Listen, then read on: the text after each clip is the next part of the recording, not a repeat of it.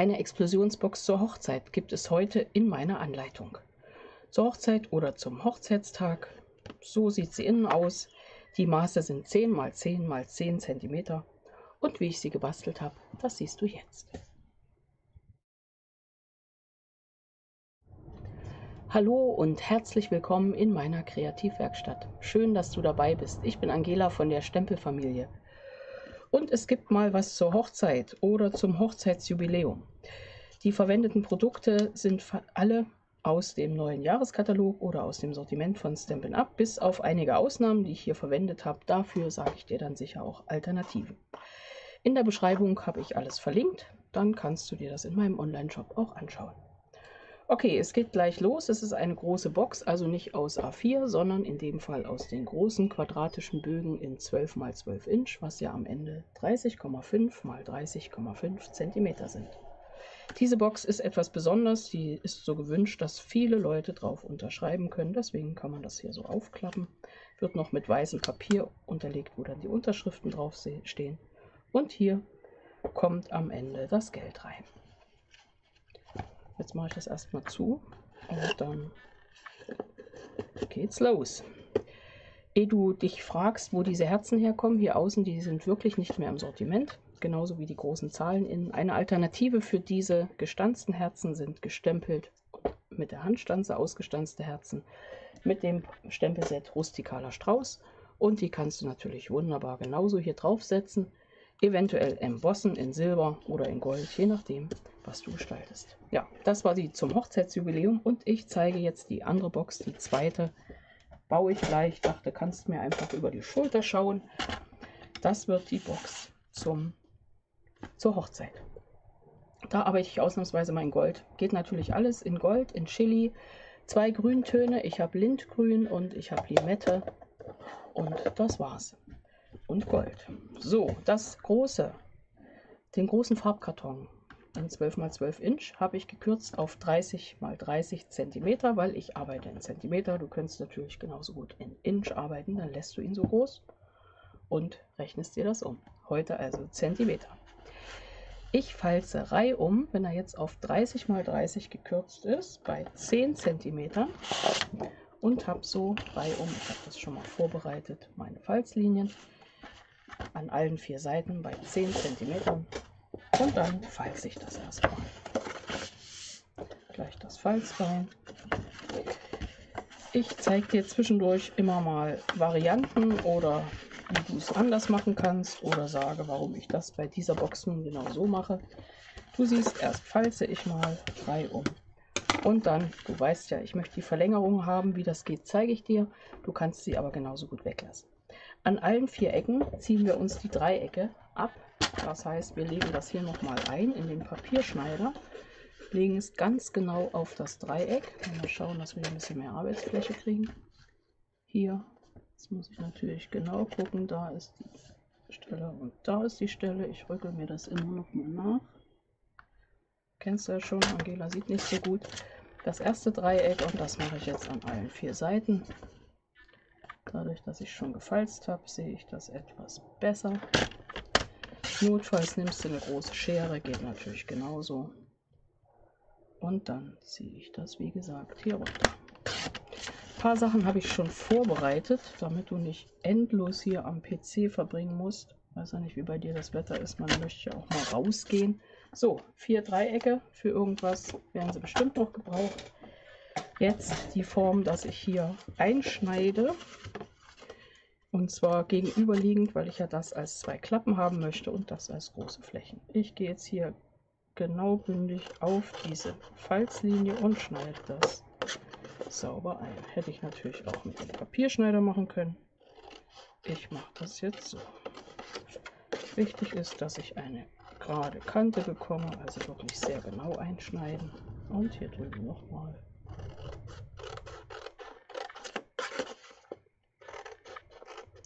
Die Explosionsbox explodiert in Anführungsstrichen ja dadurch, dass die Seitenteile schwer genug sind, dass sie nach unten ploppen. Und da müssen wir uns bei unserer Box auch wirklich keine Gedanken machen. Das wird passieren. Warum? Weil wir hier die so als Fächer haben. Da wird dann das Geld drin sein, also besonders schwer. Und Die anderen beiden werden ja durch die Verlängerung auch besonders schwer. Ansonsten ist einfach entscheidend, dass du verschiedene Lagen Papier hast, durch die eben auch ein Gewicht an den Seiten entsteht. Okay, das ist also so meine Idee. Notfalls kürze ich mir hier eine Spitze. Die Felder sind jeweils 10 x 10 cm, das habe ich schon gesagt. Und dadurch kommen wir jetzt auf kleinere Felder für die Auflagen außen. Ich drehe das mal um.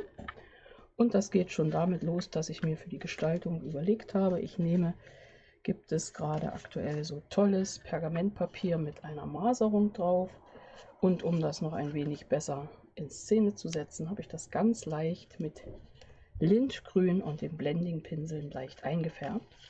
Und das ist auch der Moment, den ich gleich zeige, weil du brauchst hierfür saubere Hände. Schau mal hier, da oben waren sie nicht ganz sauber.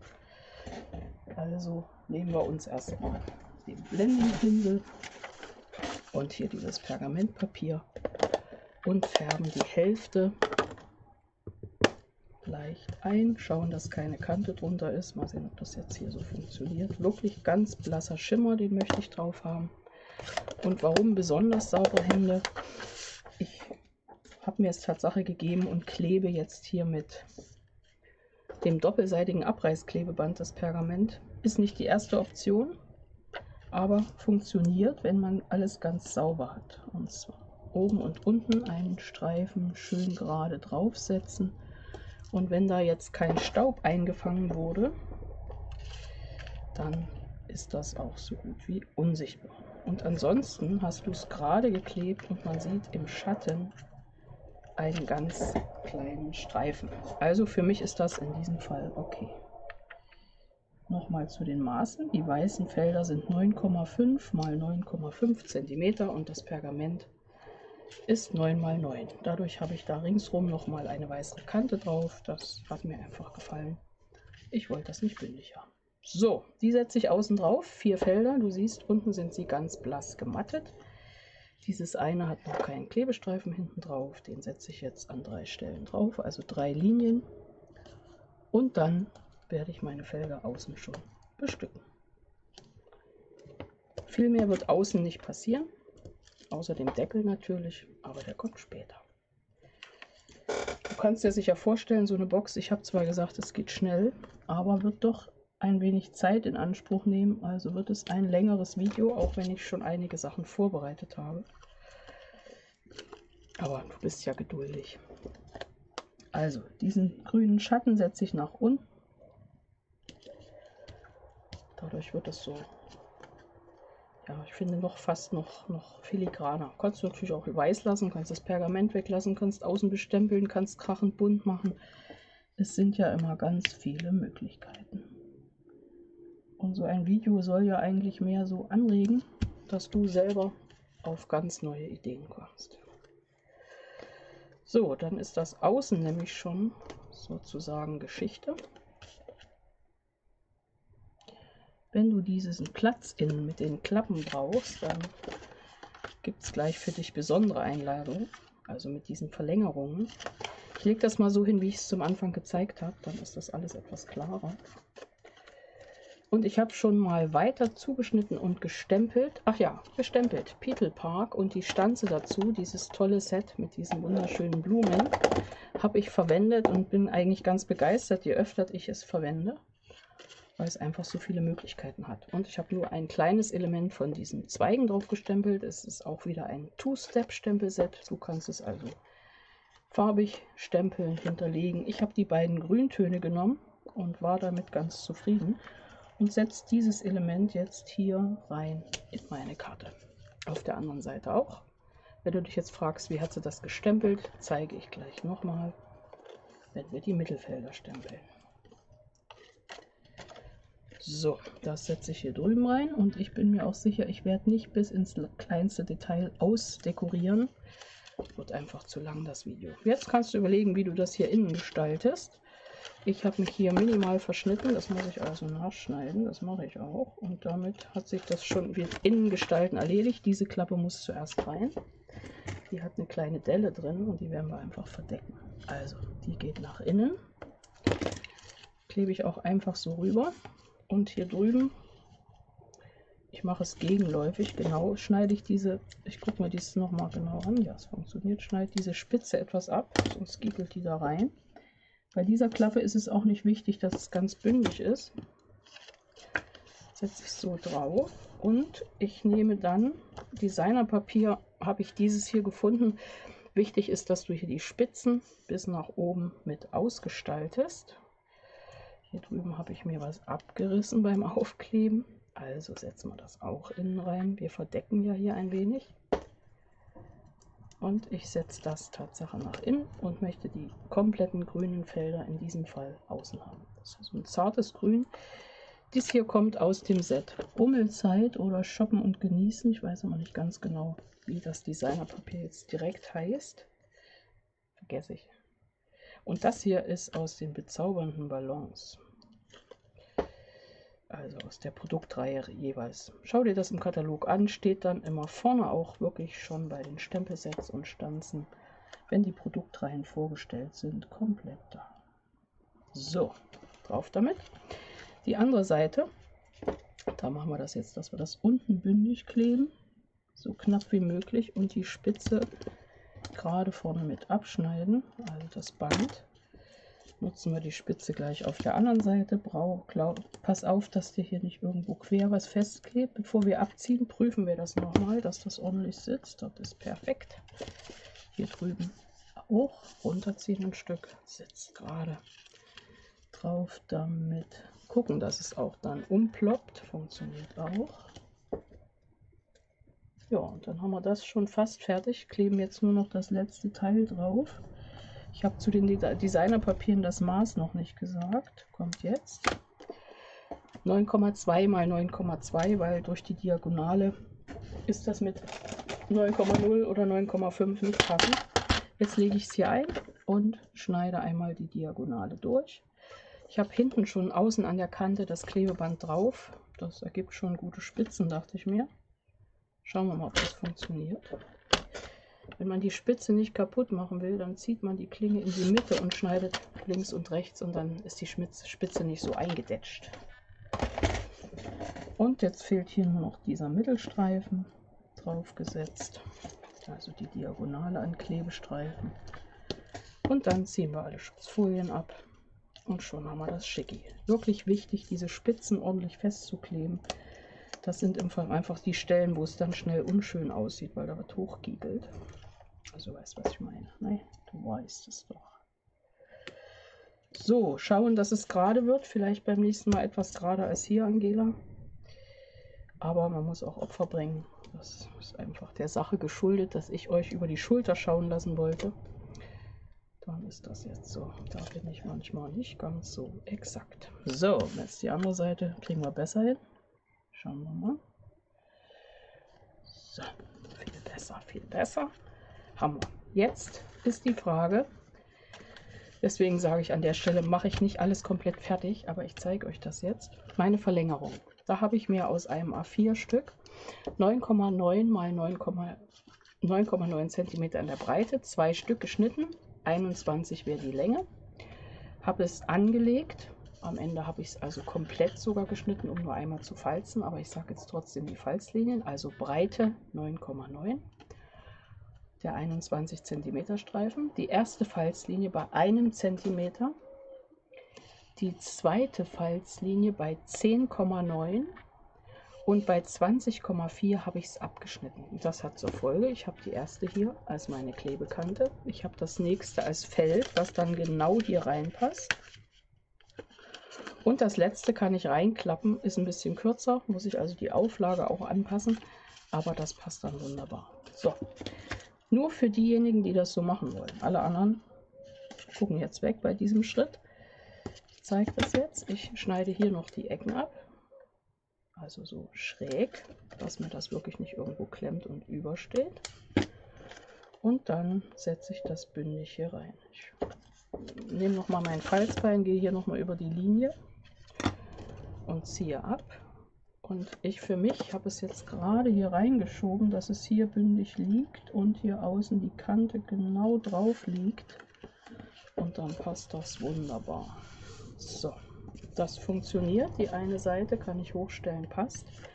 Und die andere Seite ist klar, lege ich jetzt nur rein, mache ich dann nachher genauso. So, jetzt kommen wir wieder zu unseren weißen Stücken von 9,5 mal 9,5 cm. Da habe ich hier wieder 3 Stück in dem Fall. Also außen hatte ich 4, hier drüben waren es da und da 2 und jetzt innen 3. Und das wären dann insgesamt 9. Das Stück für den Deckel wird größer. Die 3 werde ich jetzt gestalten. Das heißt, ich nehme meine Box mal beiseite, klappe die hoch und zeige dir, wie ich das innen drin gestalte. Sie steht hinten rechts, falls ich frage, weißt du schon. So, ich nehme das Schmierpapier, lege die 3 Elemente gleich groß hier drauf und stempel los. Nehme dieses Stempelset, wie ich schon gesagt habe, Peter Park.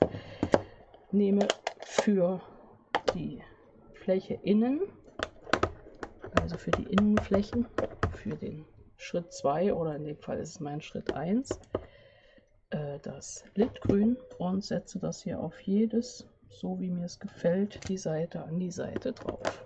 So oder andersrum kann ich mir jetzt überlegen, so wie ich das schick finde. Auf die eine Seite und dann auf die andere Seite ebenso. Einfach nur merken, wie rum. Hier habe ich es andersrum gesetzt. So, das war der Schritt 1. Jetzt ziehe ich das ab und hole aus meinem Stempelset den anderen Stempel mit dem zweiten Schritt oder ersten Schritt. Mache oben mein Stempelkissen zu und nehme das Stempelkissen in Limette und setze damit die Konturen. Und auch hier muss ich jetzt wieder schauen, wie rum. Okay. Und dass ich es halbwegs treffe, setze ich also da genau drauf. Ich habe es jetzt nicht ganz getroffen, das macht aber nichts. Das kann ruhig etwas beweglich sein. Das tut der Sache keinen Abbruch, finde ich. Ansonsten fummel dir das Millimeter genau aus. Du siehst sicher auch besser als ich. Du hast also mehr Chancen, dass das passen wird. So, wenn du wie ich jetzt mal in die Farbe getitscht hast, dann ist das kein Problem, weil wir so viel Dekoration innen anbringen, dass das alles noch verschwindet. So, und du siehst schon, das wird alles schön blumig und fein, sehr filigran. Ich lege das jetzt mal beiseite. Hier gibt es gerade einen großen Platzregen. Ich hoffe, das stört nicht so sehr. Ich mache mal das Fenster ein Stück weiter zu. Moment. Dass es etwas leiser wird für dich. So, das sind meine Elemente. Und du weißt ja, ich habe da innen rein in meine Box, ja, die steht hier rechts hinten, schon mal meine Felder gelegt oder geklebt, genau. Und jetzt für alle, die auch solche Felder reinlegen wollen, ich würde jetzt an dieser Stelle mit Magneten arbeiten. Ich nehme 2 Stück, zeige dir das mal. Ich werde das wahrscheinlich doch fertig machen, sonst kann ich so wenig zeigen. Ich klebe den einen hier rein, klebe die Gegenseite hier gegen, gucke, dass es gerade sitzt. Notfalls ziehe ich mir das nämlich noch 1 Millimeter gerade. Das geht immer. Und dann Schutzfolie ab, reindrücken das Ganze und schon sitzt der Magnet super da, wo er hingehört. Genau. Hier außen klebe ich dann dieses Element drauf. Da hatte ich extra noch keine Klebefolie rangesetzt, also kein doppelseitiges Abreißklebeband, weil das beim Stempeln ja nicht durchdrücken soll. Ich setze das jetzt hier mal drauf und du weißt dann, das wird auf der anderen Seite genauso getan und in der Mitte sowieso.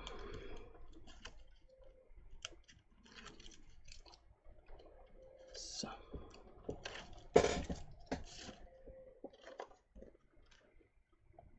Mattung beachten reihum.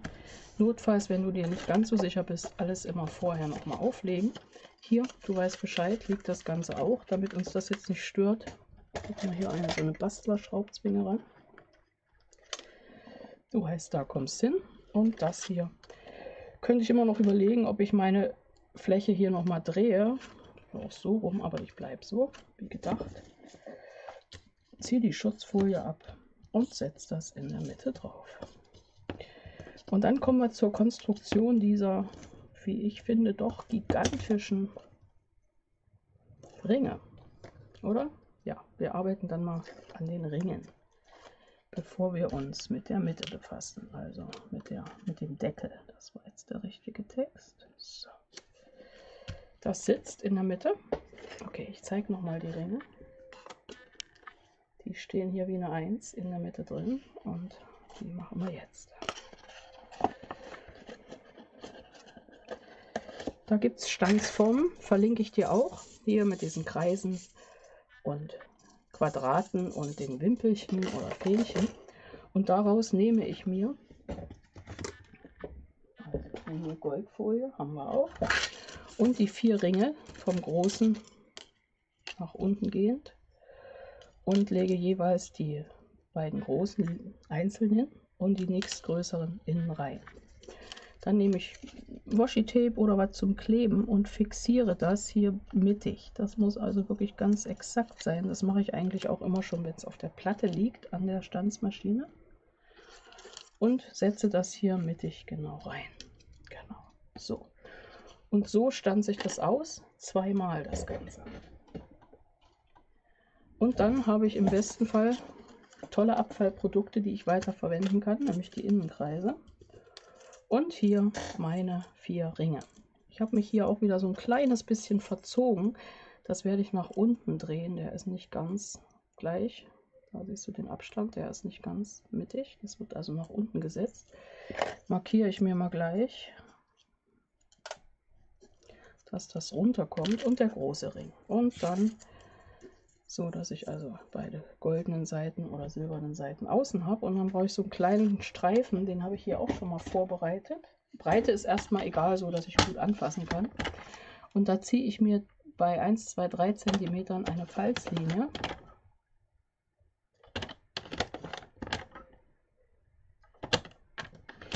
Und bei 4 schneide ich ihn ab. Da drehe ich ihn jetzt wieder rum.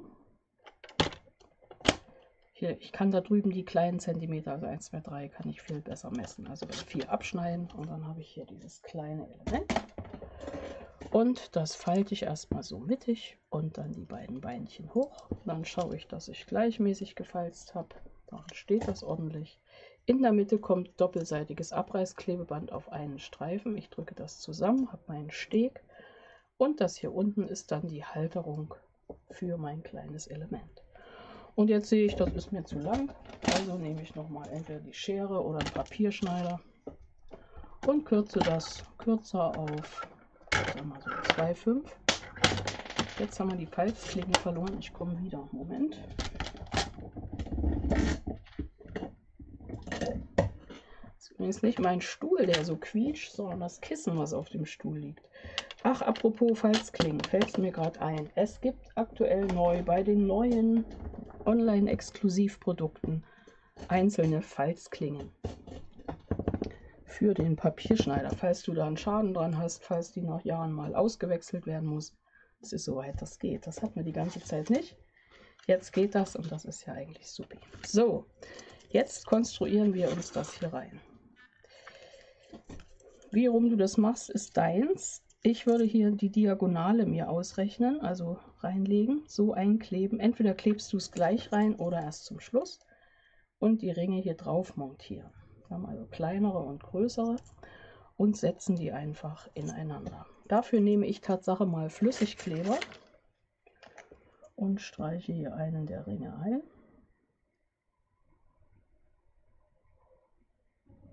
Und bevor ich den zusammensetze, kommt eben hier mein Element dran. So dass ich durchaus eine gute Fläche unten habe. Und jetzt setze ich das oben drauf. Gucke nochmal, schaue nochmal, wie ich das jetzt hier drehe, wo der steht, wenn der zweite Ring dann dazu kommt. Eventuell drehe ich es noch ein kleines Stück nach außen, aber ich bin eigentlich zufrieden. Schaue, dass ich es gut fixiere und setze die andere Seite dagegen. Nehme den etwas gleichmäßigeren Ring hier. Der Goldfolie ist immer so eine Sache, man hat nicht so viel, also ich habe nicht so viel davon. Gucke, dass ich unten die Markierung habe für mein etwas dünner und setze den hier so ran, drehe um, schaue mir nochmal diese Stelle, wo die Nähte sind, an und mache dann ein kleines bisschen Kleber oben drauf. Ich komme mal mit meinen Ringkonstruktionen wieder in die Mitte, wollte das hier unten haben und setze das so drauf. Unten, schiebe das schön drauf, gucke, dass es überall so gleichmäßig wie möglich ist. Im Ernstfall hier beim Drücken lieber mit einem Lappen arbeiten. Warum? Hält es besser und du schmierst nicht so. Also es geht jetzt nur um mich. Du schmierst ja nie. Das bin ja nur ich, der hier so schmiert. Und dann wunderbar reihum gut andrücken, immer wieder. Das klebt nicht so perfekt, aber es klebt dann, glaube mir. Nicht nur an Fingern, sondern überall. Wenn dir das nicht glatt genug ist, dann würdest du es jetzt nochmal glätten. Ich klebe meinen auch Tatsache noch nicht ein. Ich setze ihn hier drauf und zeige dir das. Ziehe jetzt unten hier, falls du noch nicht drauf gesetzt hast, die Schutzfolie. Hier kommt sie drauf, ziehe sie ab und fixiere es hier mittig. Dann steht der so. Und da das hier ein Auftragswerk ist, mache ich das nachher noch ganz genau fertig und nicht jetzt hier im Video, aber ich zeige dir das schon mal. So steht er. Und dann fange ich an mit meinen Blümchen und hast du nicht gesehen, zu dekorieren. Und dafür habe ich mir mit Petal Park ganz viele Blumen gestanzt und gestempelt.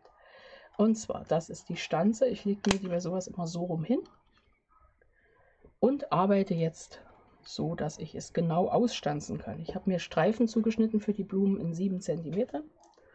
Hier ist schon alles ausgestanzt. Ich zeige es trotzdem mal. Ich stanze dann von dieser Seite 3-mal und von der anderen Seite 4-mal. Das liegt hier noch als Schablone. Also erst stempeln und dann stanzen.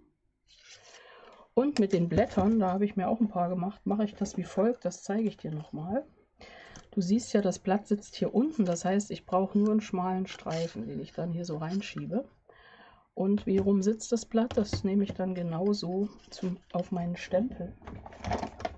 Ich will meinen Block holen. Und habe hier, das Blatt ist auch in 2 Elementen. Also genauso wie eben mit dem einen und dem anderen Stempelkissen arbeite ich der Reihe nach mich hier durch. So. Wie rum? Du siehst, so rum wird es gestanzt. Das heißt, es muss so rum hier drauf sitzen. Das sind die Konturen. Setze ich jetzt schön nebeneinander. Das wird funktionieren. Und das andere Element mit der Füllung nehme ich jetzt wieder in Lindgrün und stempel das genauso mit der Spitze hier innen rein. Du wirst das besser sehen als ich. Lässt sich jedenfalls fein machen. Und dann haben wir das. Machen wir zu. Gucken, dass wir die Box nicht anschmieren. Und schieben das hier einfach schrittweise durch und können das wunderbar ausstanzen.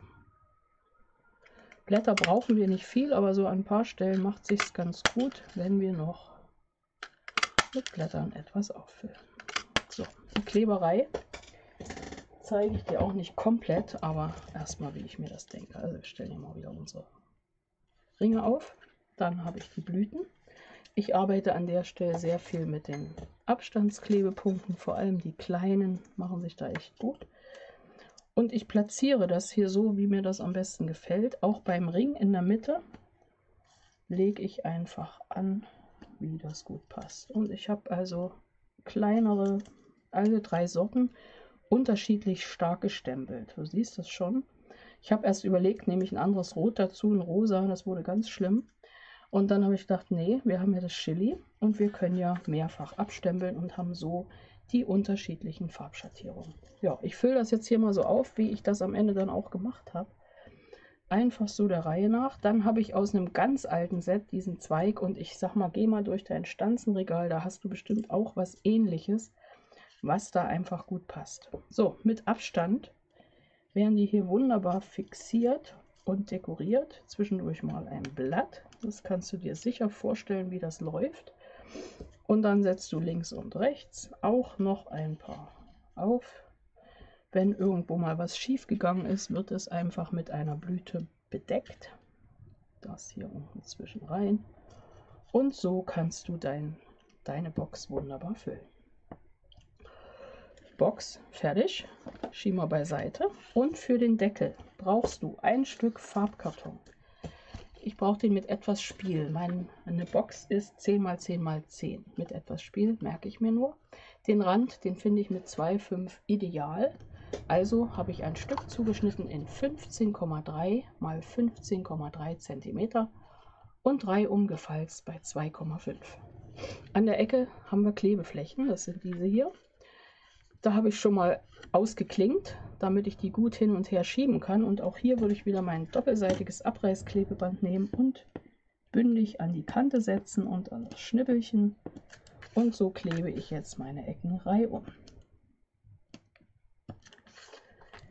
Jetzt kannst du überlegen, ob du den Deckel gleich schon zusammenklebst oder ob du vorher erstmal dekorierst. Für die Auflage habe ich hier in der Mitte ein Stück, was etwas größer ist, nämlich 10,2 x 10,2 cm, weil wir erinnern uns, wir sind ja auf 15,3 gegangen und wissen da, dass wir 1,5 mm, das ist wirklich pöbelig, da überall übrig haben. Also mehr haben in der Mitte, also kann das Stück nicht 10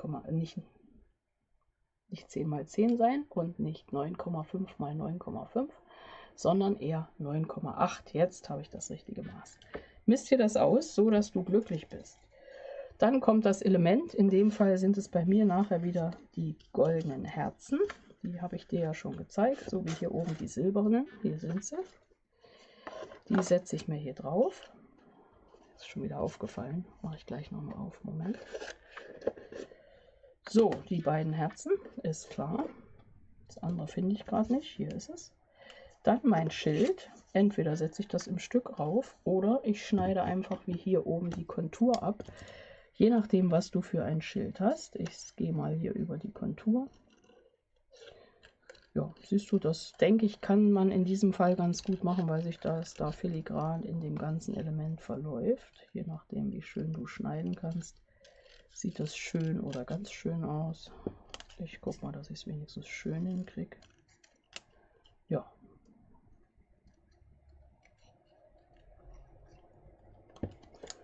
Grob so. Und jetzt kannst du mit dem Stempelset, entweder mit diesen Stempeln hier oder mit dem großen Stempelmotiv, einfach nochmal einen Hintergrund hier drauf stempeln. Dann ist in dem Stempelset sind auch so kleine Punkte drin. Du merkst jetzt, ist Konzentration weg, aber wir kriegen das Ding noch fertig. Das lege ich mal dahin. Das sind die kleinen Blümchen, die setzen wir hier oben überall zwischen. Und so kannst du den Deckel fertig bekommen. Und wenn du das vorher aufklebst, passt das wunderbar. Dekorierst das fertig aus, auch wieder mit den Zweigen. Und hast du nicht gesehen, alles, was dir so einfällt. Meine fertige Box wirst du nachher sicher auf meiner Website sehen. Oder hier im Thumbnail am Anfang das Bild vom Video. So kannst du dir das aber sicher schon gut vorstellen. So, und jetzt machen wir hier den Arbeitstisch so, dass du zum Schluss siehst, was ich alles gemacht habe. Über 30 Minuten, das ist ehrlich, so lange kann man sich gar nicht konzentrieren, also ich nicht. Ich mache nochmal die zweite Box auf. Ich lege diesen Deckel, die Deckelgestaltung da oben hin. Du weißt, wie er geklebt wird. Und hier ist nochmal die Box zur silbernen Hochzeit. Wir haben auch jetzt Zahlen und Buchstaben im Angebot, die verlinke ich dir. So sieht die Box aus mit der Verlängerung der Klappen, damit hier ganz viel Text reinpasst. Hier siehst du, sind die Textfelder, die werden erst die Unterschriften gesammelt und dann eingeklebt. Ja, das ist meine Explosionsbox zur Hochzeit oder zum Hochzeitsjubiläum. Ich hoffe, dir hat mein Video gefallen. Du konntest die eine oder andere Idee für dich übernehmen. Und ansonsten gibt es hier noch mehr Anleitungen, Ideen und Tipps. Bleib dran. Ich freue mich auf dich in meinem nächsten Video.